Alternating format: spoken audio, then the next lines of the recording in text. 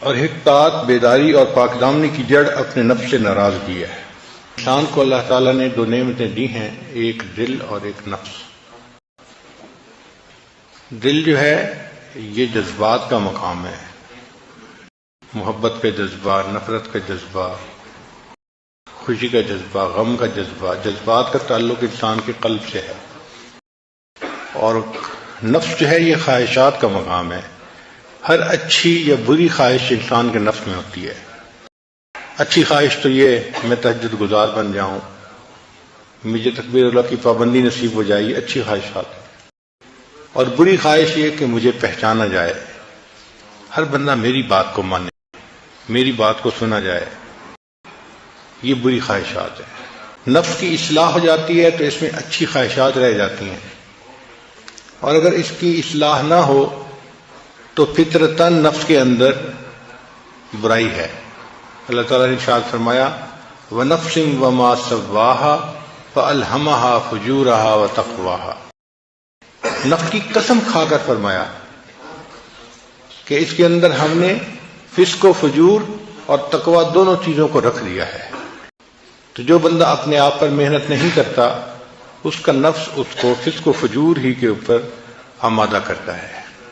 چنانچہ ہر انسان کے نفس کی یہ چاہت ہوتی ہے میری خواہشات پوری ہوں، میں انجوائے کروں، مجھے لذت ملے۔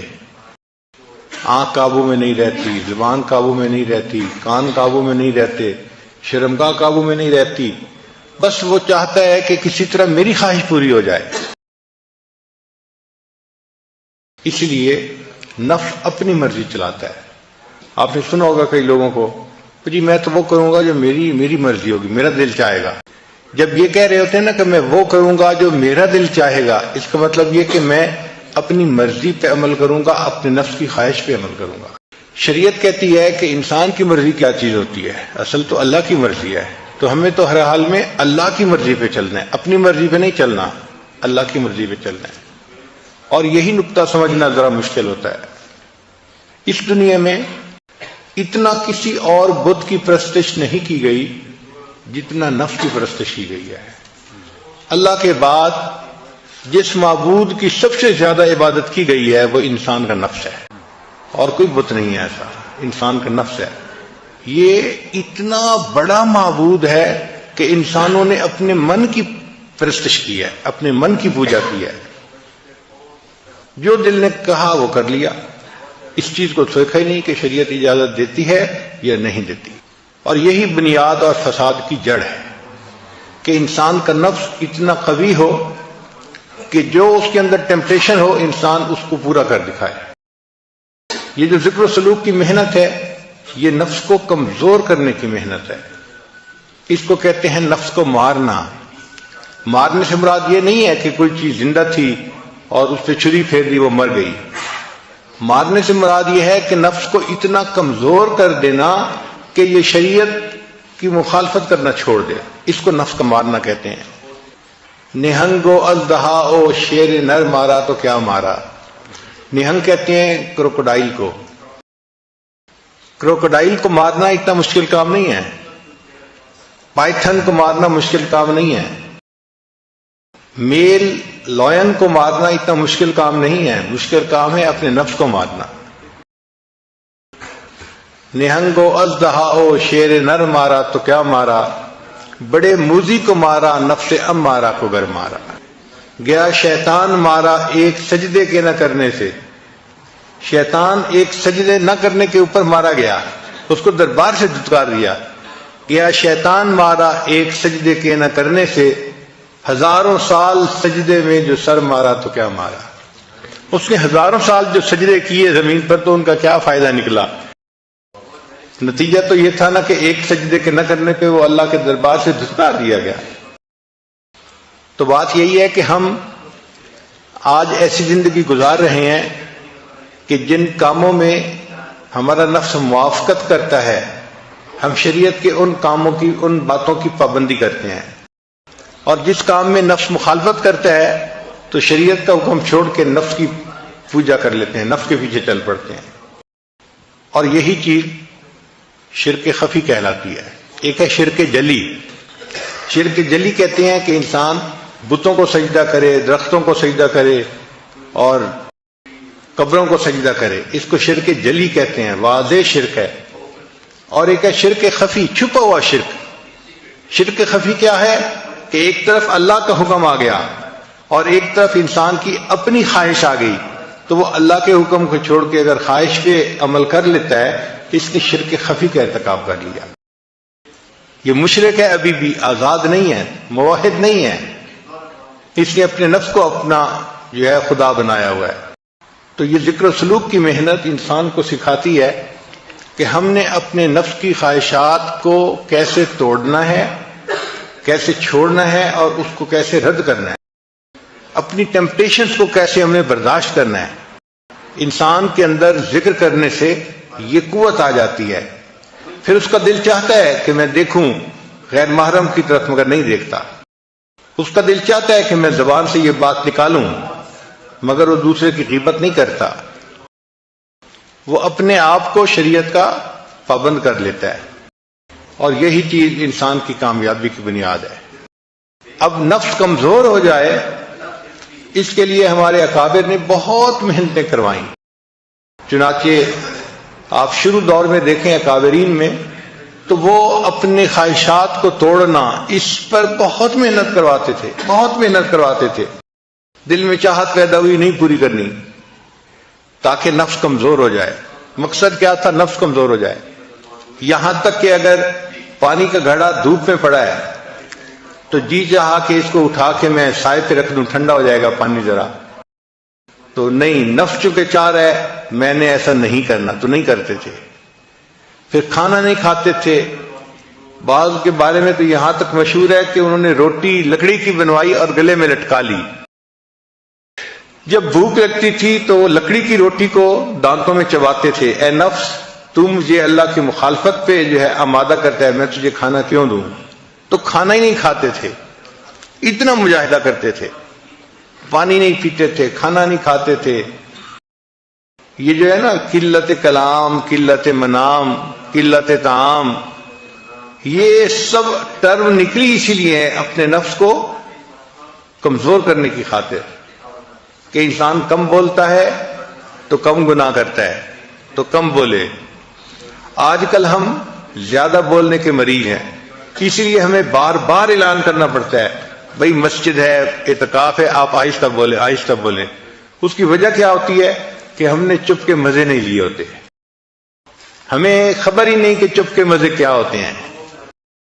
یہ چپ کے مزے ایسی نعمت ہیں کہ جس بندے کو نصیب ہو جائے اس کا بولنے کو دل نہیں چاہتا، وہ خاموش بیٹھا اپنے رب کی یاد میں لگا ہوا ہوتا ہے۔ حضرت خواجہ بخت بلّہ رحمۃ اللہ علیہ بہت خاموش رہتے تھے۔ ایک بندے نے کہا کہ حضرت آپ کچھ نصیحت کریں، آپ کی نصیحت سے لوگوں کو فائدہ ہوگا۔ تو حضرت نے جواب میں کہا، جس نے ہماری خاموشی سے کچھ نہیں پایا وہ ہماری باتوں سے بھی کچھ نہیں پائے گا۔ جس نے ہماری خاموشی سے کچھ نہیں پایا وہ ہماری باتوں سے بھی کچھ نہیں پائے گا۔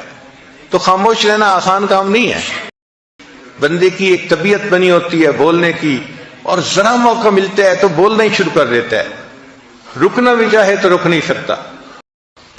اور جس کو خاموشی کے مزے اللہ تعالیٰ فرما دیں، اس کا دل گھبرا رہا ہوتا ہے کہ کیوں اتنی ٹر ہو رہی ہے۔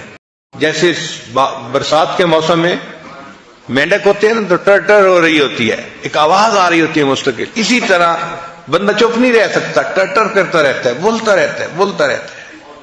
ہمارے مشائخ مراقبہ سکھانے کے لیے خاموش رہنا سکھاتے تھے۔ چنانچہ حضرت اقبستانی رحمۃ اللہ کی خانقاہ پہ جو بندہ تربیت کے لیے آتا تھا، پہلا کام اس کے ذمہ لگتا تھا کہ آپ نے کلام نہیں کرنا، بات نہیں کرنی، چپ رہنا ہے۔ ہاں، سلام اگر کوئی کرے تو اس کا جواب دے سکتے ہیں چونکہ وہ واجب ہے، اس کے علاوہ کلام نہیں کر سکتے۔ تو صرف سلام کا جواب دینے کی اجازت تھی، اس کے علاوہ کلام کرنے کی اجازت نہیں تھی۔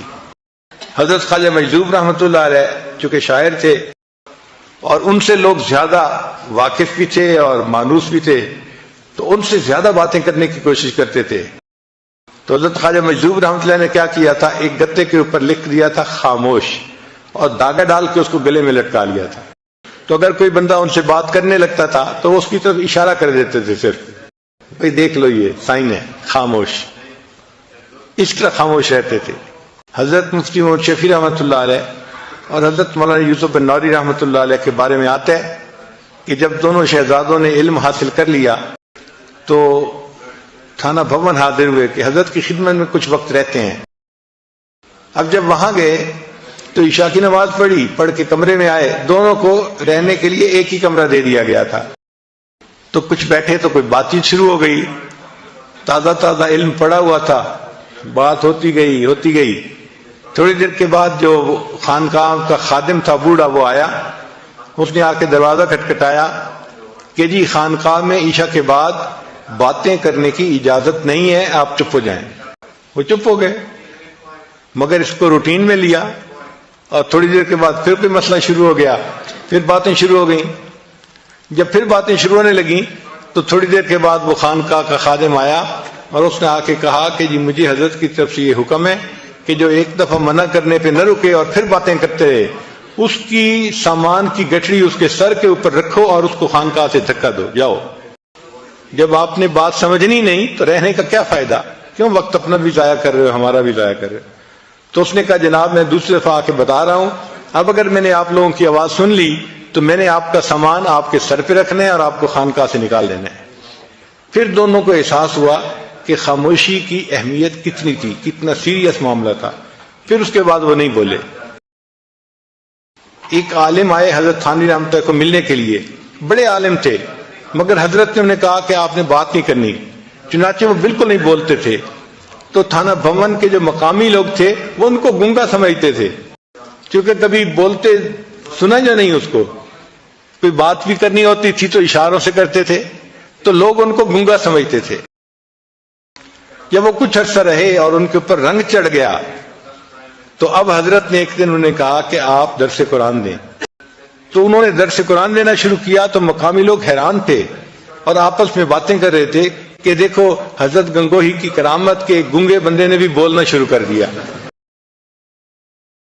تو مشائخ اتنا چپ کا مجاہدہ کرواتے تھے کہ بات ہی نہیں کرنی، اور واقعی چپ کے اپنے مزے ہیں، ہم اس سے واقف نہیں ابھی۔ اگر واقف ہو جائیں تو بات کرنا ہمیں مشکل نظر آئے، دل نہ چاہے بات کرنے کو۔ تو خانقاہوں میں جو رکھ کے محنت کروائی جاتی تھی، کم کھانا، کم بولنا، کم سونا، اس کم کا اصل مقصد یہ ہوتا تھا کہ نفس کمزور ہو جائے اور انسان کے لیے شریعت کے اوپر چلنا آسان ہو جائے، یہ شریعت پر چلنے کے راستے میں رکاوٹ نہ بنے۔ اس لیے اپنی خواہشات کو توڑنا یہ سب سے بڑی چیز سکھائی جاتی تھی کہ بھئی کوئی بھی خواہش دل میں پیدا ہو اس پر عمل نہیں کرنا۔ حضرت عبداللہ ابن عمر رضی اللہ تعالیٰ عنہ کے دل میں ایک مرتبہ خواہش پیدا ہوئی کہ میں مچھلی کھاؤں، بیمار بھی تھے، آخری وقت تھا۔ تو بیوی نے مچھلی بنوائی، جب مچھلی بن کے تیار ہوئی اور دسترخوان پہ لائی گئی تو اس وقت دروازے پہ ایک سائل آ گیا، اس نے کہا جی کہ مجھے اللہ کے لیے کچھ دے دو۔ حضرت نے وہ مچھلی اٹھا کے سائل کو پکڑا دی کہ میں نے اس کو آخرت کے لیے ذخیرہ بنا دیا۔ یعنی اپنی خواہش پہ عمل نہیں کرنا کہ میرے اندر چاہت جو پیدا ہوئی تھی کہ میں مچھلی کھاؤں، میں نے اپنی چاہت پہ عمل نہیں کرنا۔ اور آج کل تو اپنی ہی چاہت کا یعنی ماحول بنا ہوا ہے، ہر بندہ کیا مرد اور کیا عورت کرنا وہ ہے جو میرا دل چاہے، میرا جی چاہے، چھوٹے سے لے کے بڑے تک ایک ہی چیز ہے، اپنی خواہش پہ عمل کرنا۔ اس وجہ سے آج نفس اتنے موٹے ہیں کہ انسان کے قابو میں نہیں، اور ان کو کمزور کرنا ایک مشکل کام بن گیا ہے، حتیٰ کہ لوگ نیکی والی زندگی بھی اختیار کر لیتے ہیں، نیکی پہ آ بھی جاتے ہیں، مگر من مانی اتنی ہوتی ہے کہ ذرا نفس کے کچھ خلاف ہو جائے تو پھر دیکھو ان کو غصہ کیسے آتا ہے، اوفینڈ کیسے ہو جاتے ہیں، او فوراً ایک ڈیفرنٹ بندہ نظر آنا شروع ہو جائے گا۔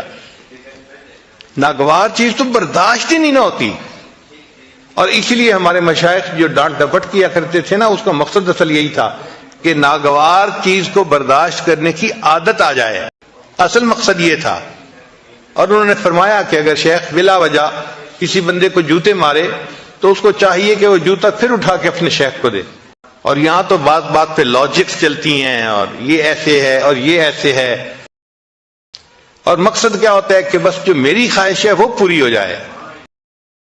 تو تصوف سیکھنے کے اصل مقصد ہے اپنے نفس کو کمزور کرنا اور اس کو شریعت کی لگام ڈالنا. جس نے اپنے نفس کو شریعت کی لگام ڈال لی اس نے گویا اپنے نفس کو مار لیا اور دنیا جہان کی سعادتیں اس بندے کو نصیب ہو گئیں. چنانچہ تمام باطنی بیماریوں کا تعلق نفس کے ساتھ ہے. جتنی باطنی بیماریاں ہیں سب باطنی بیماریوں کا تعلق انسان کے نفس کے ساتھ ہے. مثلا شہوت، اس کا تعلق نفس کے ساتھ ہے. وَلَكُمْ فِيهَا مَا تَشْتَهِي أَنفُسُكُمْ وَلَكُمْ فِيهَا مَا تَدَّعُونَ. تو دیکھا شہوت کی نسبت نفس کے ساتھ کی گئی، تو شہوت کا تعلق بھی انسان کے نفس کے ساتھ ہے. پھر خواہشات کا تعلق بھی نفس کے ساتھ ہے. وَنَهَى النَّفْسَ عَنِ الْهَوَىٰ، اور جس نے اپنی خواہشات، اپنے نفس کو خواہشات کے پورا کرنے سے روک لیا تو خواہشات کا تعلق بھی نفس کے ساتھ. پھر تیسری چیز ہے حماقت. حماقت کا تعلق بھی نفس کے ساتھ ہے.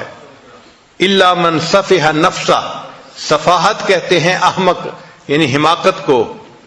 تو الا من سفہ نفسہ، مگر وہی کہ جس نے احمق بنایا اپنے آپ کو، تو اس کا تعلق بھی نفس کے ساتھ ہوا. پھر بخل کا تعلق بھی نفس کے ساتھ ہے. وَأُحْضِرَتِ الْأَنفُسُ الشُّحَّ، یہ جو شح ہے نا، حرص، یہ انسان کے نفس میں ہوتی ہے. پھر حسد کا تعلق بھی نفس کے ساتھ ہے. قرآن پاک میں فرمایا حسدا من عند انفسہم، ان کے نفوس کے اندر حسد تھا. پھر تکبر بھی نفس کے اندر ہوتا ہے. لقد استکبروا فی انفسہم، تحقیق بہت تکبر رکھتے ہیں اپنے نفوس میں، یعنی تکبر بھی نفس میں، شہوت بھی نفس میں، حسد بھی نفس میں، بخل بھی. تو یہ تمام بیماریوں کا مجموعہ تو نفس میں ہو گیا. اس لیے نفس کی اصلاح کی جو محنت ہے اسی کو تصوف تزکیہ کہتے ہیں اور تصوف کہتے ہیں. اچھا، بعض لوگ پریشان ہو جاتے ہیں کہ یہ تصوف کا لفظ کہاں سے آ گیا؟ بھئی صفا سے ہے، صاف کرنا. جیسے میل ہوتی ہے اس کو صاف کر دیتے ہیں. نفس کے اوپر جو میل آئی ہوئی ہے، قلب کے اوپر جو میل آئی ہوئی ہے، اس کو صاف کرنا، اس کو تصوف کہہ دیا. آپ کوئی اور لفظ بولنا چاہتے ہیں تو اور بول دیں، حقیقت کو تو نہیں نا آپ رد کر سکتے. نفس کی خواہشات کو روکنا، ان کو چھوڑنا، نفس کو کمزور کرنا، یہ وہ تعلیم ہے جو قرآن و حدیث میں دی گئی ہے، اور اس کا انکار کوئی نہیں کر سکتا. وہی بندہ جنت میں جائے گا جس نے اپنی خواہشات کو روکا. بلکہ فرمایا وَأَمَّا مَنْ خَافَ مَقَامَ رَبِّهِ، جو اپنے رب کے سامنے کھڑا ہونے سے ڈرا. وَنَهَى النَّفْسَ عَنِ الْهَوَىٰ، اور اس نے اپنے نفس کو خواہشات میں پڑنے سے روک لیا. فَإِنَّ الْجَنَّةَ هِيَ الْمَأْوَىٰ، یہ بندہ ہے جس کو قیامت کے دن جنت عطا کی جائے گی. کتابوں میں ایک عجیب واقعہ لکھا ہے کہ امام شافعی رحمۃ اللہ کے زمانے میں ایک حاکم وقت تھا جو بیوی کے ساتھ بڑے اچھے موڈ میں تھا اور بیوی کسی وجہ سے ناراض تھی. اب یہ جتنا قریب ہونے کی کوشش کرتا وہ اتنا پیچھا دھکیلتی تھی. اب ادھر سے اصرار اور ادھر سے انکار. خیر کچھ دیر یہ محبت پیار کا اظہار کرتا رہا، لیکن بیوی چونکہ بالکل ہی رد کرتی رہی، انکار کرتی رہی، تو اس نے تھوڑا اس کے ساتھ سختی کر دی. انسان جذبات میں ہوتا ہے تو پھر سختی کر لیتا ہے. جب اس نے سختی کی نا تو وہ تو پہلے ہی غصے میں تھی، اس نے غصے میں کہہ دیا دوزخی پیچھے ہٹ. اب جب اس نے یہ کہہ دیا دوزخی پیچھے ہٹ تو اس کو غصہ چڑھ گیا. حاکم وقت ہے آخر. اس نے جواب میں کہہ دیا اگر میں دوزخی ہوں تو تجھے میری طرف سے 3 طلاق. خیر وہ وقت تو گزر گیا. جب تھوڑا عقل ٹھکانے میں آئی، غصہ ٹھنڈا ہوا، تو بیوی نے بھی سوچا کہ مجھے اس کو دوزخی تو نہیں کہنا چاہیے تھا، غلط کام کیا میں نے. اور خامد نے سوچا اگر اس نے کہہ دیا تھا تو مجھے طلاق تو نہیں دینی چاہیے تھی. دونوں نے اپنی اپنی غلطی کا اعتراف کیا، مگر مسئلہ یہ تھا کہ طلاق واقع ہوئی ہے یا نہیں ہوئی. اب یہ مشروط طلاق تھی کہ اگر میں دوزخی تو تجھے 3 طلاق. تو کنڈیشنل طلاق تھی. اب فیصلہ کون کرے کہ تم جنتی ہو یا جہنمی ہو؟ یہ تو کوئی فیصلہ نہیں کر سکتا. یہ تو فیصلہ قیامت کے دن میزان پہ اعمال تلنے کے بعد ہوگا. کون جنتی ہے، کون دوزخی ہے، کون مقبول ہے، کون مردود ہے. بے خبر کیا خبر تجھ کو کیا کون ہے. جب تلیں گے عمل سب کے میزان پر تب کھلے گا کہ کھوٹا کھرا کون ہے. یہ کھوٹے کھرے کا تو پتہ قیامت کے دن جا کے چلے گا، اس سے پہلے تو نہیں چلتا. اب جس عالم سے وہ جا کے مسئلہ پوچھتے وہ عالم کہتا بھائی میں تو نہیں اس کا جواب دے سکتا، حتیٰ کہ یہ بات ٹاک آف دی ٹاؤن بن گئی، ہر بندے کی زبان پہ یہی مسئلہ کہ جی ایسا واقعہ پیش آیا ہے اور کوئی عالم اس کا جواب نہیں دے رہا۔ امام شافعی رحمۃ اللہ علیہ لڑکے تھے، اس وقت چھوٹی عمر تھی، آپ نے بات سنی تو آپ نے فرمایا کہ ہاں میں اس مسئلے کا جواب دے سکتا ہوں۔ چنانچہ بادشاہ کو اطلاع ملی تو بادشاہ نے بندے بھیج کے ان کو بلوایا۔ جب امام شافعی رحمۃ اللہ ان کے پاس پہنچے تو انہوں نے کہا کہ بھئی آپ کیا پوچھنا چاہتے ہیں؟ اس نے کہا جی میں یہ پوچھنا چاہتا ہوں کہ میری بیوی کو طلاق ہوئی یا نہیں ہوئی؟ تو امام شافعی رحمۃ اللہ نے فرمایا کہ اس کے لیے میں آپ سے ایک بات پوچھوں گا نجی زندگی کے بارے میں، آپ مجھے صحیح سے جواب دیں پھر میں آپ کو اس کا جواب بتاؤں گا۔ اس نے کہا پوچھیں۔ امام صاحب نے کہا کہ مجھے اپنی زندگی کا کوئی ایسا واقعہ سنائیں کہ جب آپ بڑا گناہ کرنے پر قادر ہوں اور اللہ کے ڈر کی وجہ سے آپ نے گناہ نہ کیا ہو، کوئی ایسا واقعہ آپ کی زندگی میں آیا، کوئی ایسا موقع؟ تو بادشاہ نے سوچ کے کہا ہاں ایک مرتبہ ایسا موقع پیش آیا۔ بھئی کون سا واقعہ؟ اس نے کہا جی کہ ایک دفعہ میں دفتر سے ذرا جلدی اپنے گھر آ گیا اور جب میں اپنے کمرے میں داخل ہوا تو میرے کمرے میں جو کام کرنے والی ایک نوجوان لڑکی تھی وہ کام کر رہی تھی، یعنی بستر ٹھیک کر رہی تھی، صفائی کر رہی تھی۔ میں کمرے میں داخل ہوا تو میں نے کنڈی لگا دی۔ جب کمرے میں دیکھا تو وہ جوان لڑکی میرے بیڈ کے پاس موجود ہے۔ اب ذرا میں اس کے قریب ہوا تو مجھے اس کے حسن و جمال کا اندازہ ہوا کہ وہ تو بہت ینگ لڑکی تھی اور بہت خوبصورت لڑکی تھی۔ تو میں نے جب اس کے حسن و جمال کو دیکھا تو میرے دل کے اندر خواہش پیدا ہوئی۔ اب اللہ نے عورت کو سمجھ دی ہوتی ہے، چنانچہ وہ لڑکی فوراً سمجھ گئی بادشاہ کے انداز سے کہ اس کے قدم اٹھانے کا انداز اچھا نہیں ہے۔ تو جب بادشاہ اس کے ذرا قریب ہوا نا تو لڑکی نے کہا یا ملک اتق اللہ، اے بادشاہ اللہ سے ڈر۔ کہتے کہ جب اس نے یہ الفاظ کہے تو میرے دل پر ان الفاظ کا ایسا اثر ہوا کہ میں نے اس کو کہا کہ اچھا تم یہاں سے چلی جاؤ، میں تمہیں ہاتھ بھی نہیں لگاتا۔ چنانچہ وہ لڑکی جو تھی تقیہ نقیہ تھی، پاک صاف تھی، وہ وہاں سے چلی گئی اور بادشاہ جو تھا اس نے اپنا کمرہ پھر لاک کر لیا، اپنا کام کر لیا۔ کہنے لگا کہ یہ ایک ایسا موقع تھا اگر میں اس لڑکی کے ساتھ بدکاری کرنا چاہتا تو کوئی مجھے پوچھنے والا نہیں تھا، چونکہ میں بادشاہ تھا، میرے پاس موقع تھا، پھر تنہائی تھی، پھر میں نے کمرہ لاک بھی کر لیا تھا، مگر اللہ کے ڈر سے میں نے اس گناہ کو چھوڑ دیا۔ یہ ایک ایسا موقع آیا ہے کہ میں نے ایک گناہ کو اللہ کی رضا کے لیے چھوڑا۔ تو جب اس نے یہ واقعہ سنایا تو امام شافعی رحمۃ اللہ نے فرمایا کہ ہاں میں فتویٰ دیتا ہوں کہ تو جنتی ہے اور تیری بیوی کو طلاق نہیں ہوئی۔ اب یہ بات جب باہر نکلی تو علماء حیران کہ بھئی یہ فتویٰ کیسے انہوں نے دے دیا گیا، یہ کون بندہ ہے جو جنت کی ٹکٹیں بیچ رہا ہے، جنت کی ٹکٹیں الاٹ کر رہا ہے، یہ کون ہے؟ تو امام شافعی رحمۃ اللہ سے پوچھا گیا، ان کا دیکھو بھئی یہ فتویٰ میں نے نہیں دیا، یہ فتویٰ قرآن پاک میں خود اللہ تعالیٰ نے عطا فرمایا ہے۔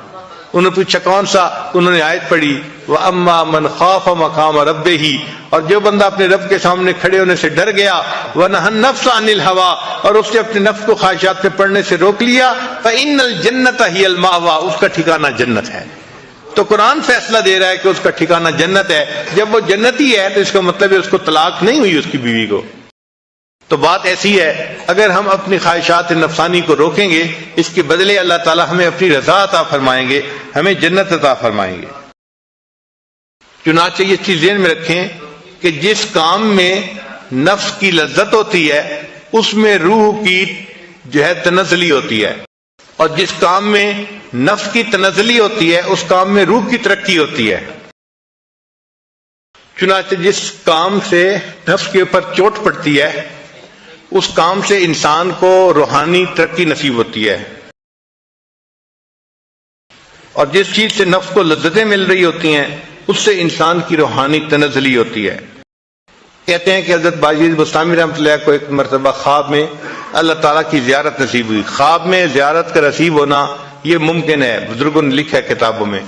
تو انہوں نے اللہ سے پوچھا اے اللہ کیف اصل الیک، میں آپ تک کیسے پہنچ سکتا ہوں، میں آپ تک پہنچنا چاہتا ہوں، اے اللہ میں آپ تک کیسے پہنچ سکتا ہوں؟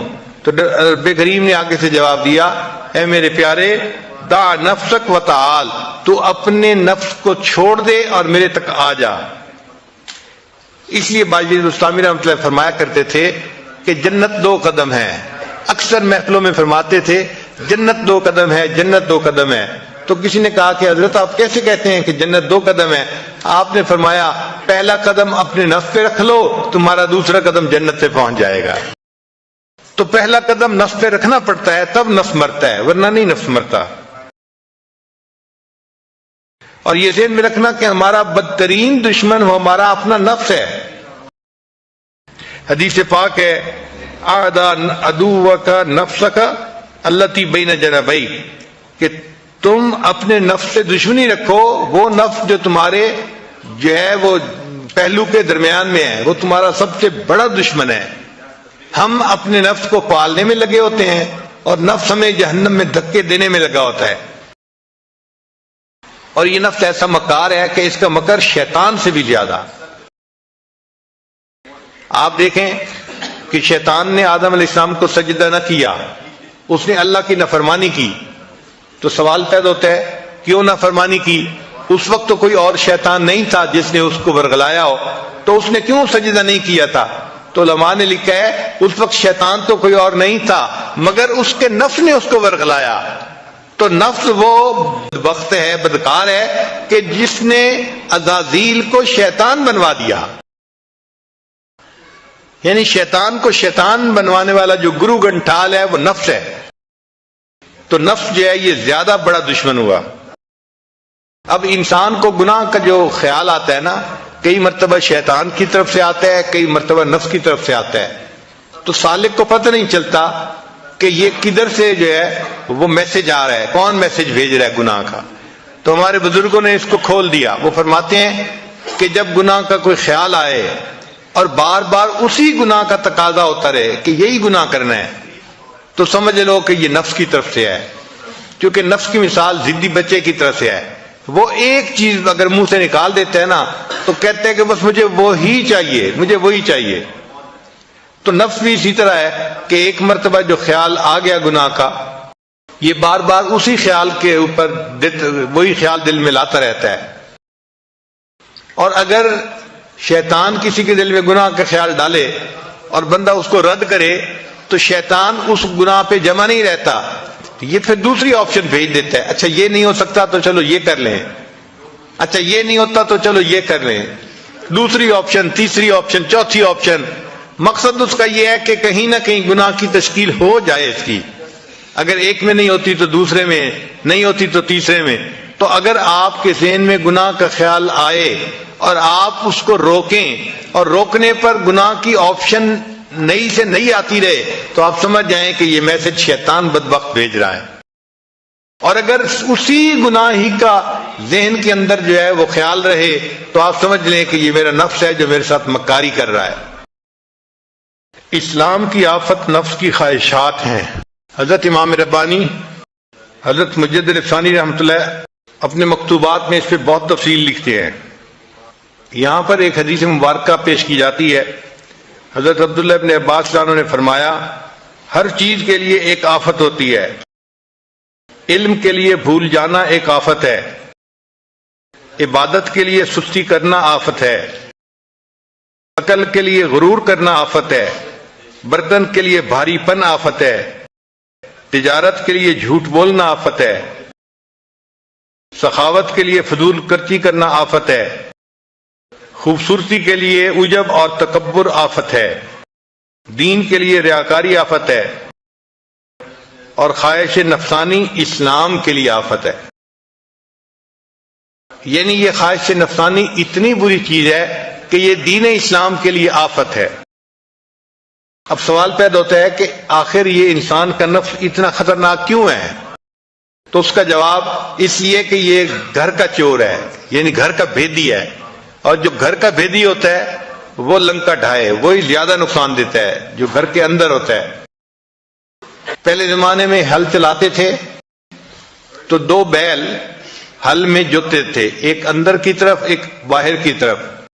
جب چکر لگاتے تھے تو ایک اندر چکر لگاتا تھا، ایک باہر چکر لگاتا تھا۔ آج کل تو ٹریکٹر آ گئے ہیں، معاملہ ہی دوسرا ہو گیا۔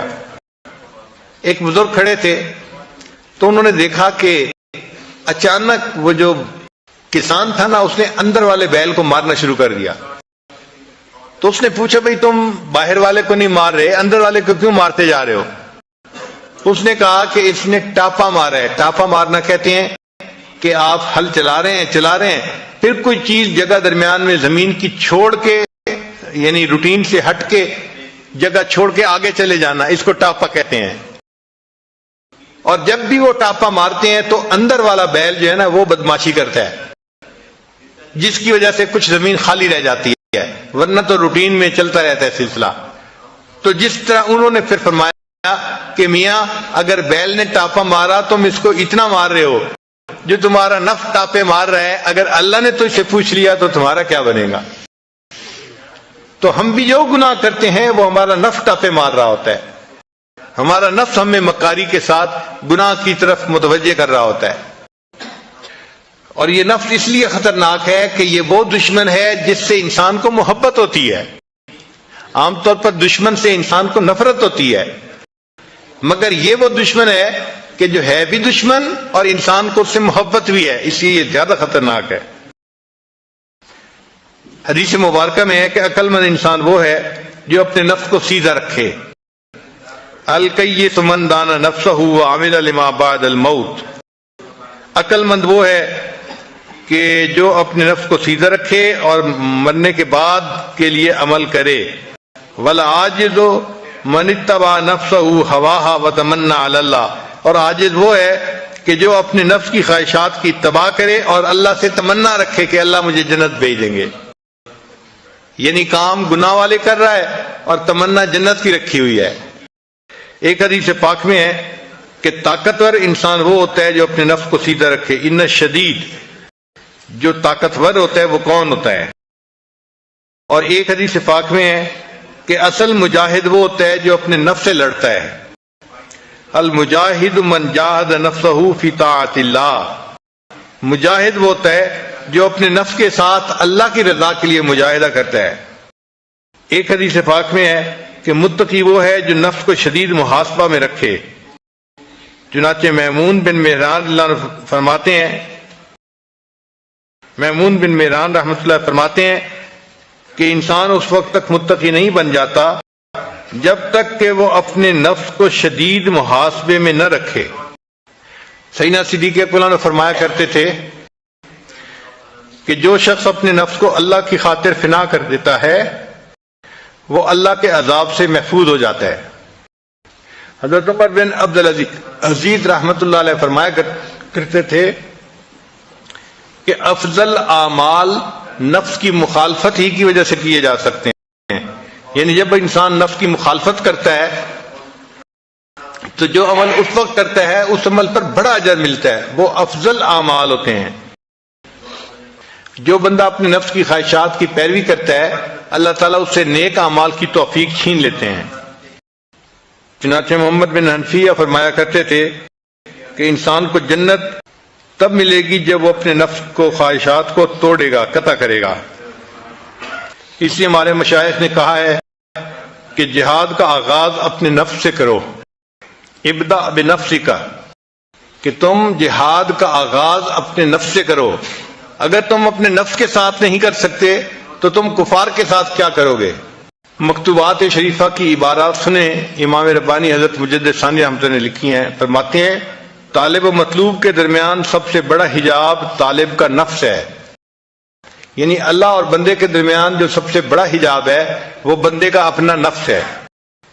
پھر آگے فرماتے ہیں میرے مخدوم و مکرم، انسان کا نفس امارہ جاہ و ریاست کی محبت پر پیدا کیا گیا ہے. اس کی تمام ہمت و کوشش اپنے ہم اثروں پر بلندی حاصل کرنا ہے، اور وہ فطری طور پر اس بات کا خواہاں ہے کہ تمام مخلوقات اس کی محتاج اور اس کی اوامر و نواہی کے تابع ہو جائے، اور وہ خود کسی ایک کا بھی محتاج اور محکوم نہ ہو. اس کا یہ دعویٰ الوہیت خدا ہونے اور خدا کے بے مثل جل سلطانہ کے ساتھ شرکت کا دعویٰ ہے، بلکہ وہ بدبخت شراکت پر بھی راضی نہیں ہے، بلکہ چاہتا ہے کہ حاکم صرف وہی ہو اور باقی سب اس کے محکوم ہو. تو نفس کی جو یہ چاہتے ہیں نا کہ میری خواہش پوری ہو، یہ اصل میں الوہیت کا دعویٰ ہے. وہ چاہتے ہیں کہ بس میرا حکم چلے. نفس کی مدد کرنا در حقیقت خدا کے دشمن کو تقویت دینا ہے. حدیث قدسی میں آیا ہے عاد نفسک فإنها انتصبت بمعاداتی، اپنے نفس سے دشمنی رکھ کیونکہ بلا شک وہ میری دشمنی پر کمر بستہ ہے. چنانچہ فرماتے ہیں کہ نفس کی شرارت ابلیس کی شرارت سے زیادہ ہے. فرماتے ہیں کہ ابلیس نے اللہ تعالیٰ کے حکم کی نافرمانی کی اور انا خیر منہ کہا کہ میں اس سے بہتر ہوں. لیکن پھر اس نے جب بنی آدم کو بہکایا تو شیطان نے انسان کو بہکانے کے بعد اس سے اپنی برات ظاہر کی کہ انی بریء منک انی اخاف اللہ رب العالمین. یعنی شیطان بدبخت نے انسان سے اللہ کی نافرمانی تو کروائی، لیکن کروانے کے بعد شیطان نے برات اپنی ظاہر کر دی کہ میں بری ہوں. وہ ڈر گیا اللہ سے. لیکن نفس ایسا باغی ہے کہ اس نے کہا انا ربکم الاعلی، اور اس پر وہ نہ نادم ہوا نہ پریشان ہوا اور نہ اس سے اس نے برات کا اظہار کیا. اس سے پتہ چلا کہ نفس کی شرارت زیادہ ہے بنسبت ابلیس یعنی شیطان کے. اب سوال پیدا ہوتا ہے کہ اس نفس کو کنٹرول کرنے کا کیا طریقہ ہے؟ تو 3 باتیں بڑی اہم ہیں. پہلی بات کہ نفس کو شہوات سے روکا جائے. کوئی بھی خواہش نفسانی انسان کے ذہن میں پیدا ہو فوراً اس پر عمل نہیں کرنا چاہیے، بلکہ اس کو روکنا چاہیے، اس پہ عمل نہیں کرنا. تو نفس کو خواہشات سے روکا جائے، پہلی بات. دوسری بات، نفس پر عبادات کا بوجھ ڈالا جائے. جتنا زیادہ عبادت کا بوجھ ڈالیں گے اتنا نفس کمزور ہوگا. زیادہ نوافل پڑھیں، زیادہ تلاوت کریں، زیادہ روزے رکھیں، زیادہ ذکر کریں. جتنا عبادت زیادہ کریں گے اتنا نفس کمزور ہوگا. اور تیسری بات کہ اللہ سے دعا مانگتے رہیں، کیونکہ نفس کی اصلاح اللہ کی رحمت کے بغیر ممکن نہیں. قرآن پاک میں ہے وما ابرئ نفسی ان النفس لامارۃ بالسوء الا ما رحم ربی. جس پر رب کا رحم ہوتا ہے اس بندے کا نفس جو ہے وہ سیدھا ہو جاتا ہے، ورنہ تو نفس کا سیدھا ہونا مشکل ہے. حضرت اقدس ثانوی رحمۃ اللہ نے فرمایا کہ نفس کی اصلاح کے لیے 3 کام بہت اہم ہیں. پہلا کام مرشد کامل کی خدمت میں رہے. دوسرا کام اپنے دشمنوں اور حاسدوں سے سبق سیکھے. اور تیسرا کام کہ دوسرے لوگوں سے عبرت پکڑے. امام رمانی حضرت مجدد ثانی رحمۃ اللہ نے ایک عجیب تفصیل کی ہے. وہ فرماتے ہیں کہ شریعت کا جو حکم ہے وہ نفس کی انانیت کو توڑتا ہے. شریعت آئی ہی اسی لیے ہے کہ نفس کو پامال کرے اور اللہ کو ہی معبود حقیقی انسان بنائے. انبیاء نے آ کے وہی طریقہ سکھایا کہ جس طریقے پر چل کر انسان اپنے نفس کی مکاری سے بچ سکتا ہے اور اپنے اللہ کے پسندیدہ بندوں میں شامل ہو سکتا ہے. تو فرماتے ہیں کہ اس لیے جو مجاہدے ہم اپنی مرضی سے کرتے ہیں اس سے نفس کمزور نہیں ہوتا بلکہ اور موٹا ہو جاتا ہے. وہ سمجھتا ہے کہ میرے جیسا تو کوئی اور ہے ہی نہیں، اتنا نیک میں ہوں، کوئی اور اتنا نیک ہی نہیں ہے. اور وہ فرماتے ہیں کہ ہر کام جو سنت کے مطابق کیا جائے تو اس سے نفس پامال ہوتا ہے. لہذا بہترین طریقہ اپنے نفس کو کمزور کرنے کا کہ ہر چھوٹے اور بڑے کام میں سنت کی اتباع کی جائے. کھانے میں، پینے میں، لباس میں، گفتار میں، کردار میں، چلنے پھرنے، ہر کام میں، ہر چھوٹے اور بڑے کام میں سنت کی پیروی کرنا، اس سے نفس زیادہ کمزور ہوتا ہے. فرماتے ہیں انبیاء علیہ الصلوات و تسلیمات کی بعثت سے مقصود اور شرعی احکامات میں حکمت کی وجہ یہی ہے کہ نفس امارہ عاجز اور خراب ہو جائے، کیونکہ شرعی احکامات نفسانی خواہشات کو دور کرنے کے لیے وارد ہوئے ہیں. جس قدر شریعت کے مطابق عمل کیا جائے گا اسی قدر نفسانی خواہشات زائل ہوتی جائیں گی. یہی وجہ ہے کہ خواہشات نفسانی کو دور کرنے میں شرعی احکامات میں سے ایک حکم بجا لانا ان 1000 سالہ ریاضتوں اور مجاہدوں سے بہتر ہے جو اپنی طرف سے کیے جائیں.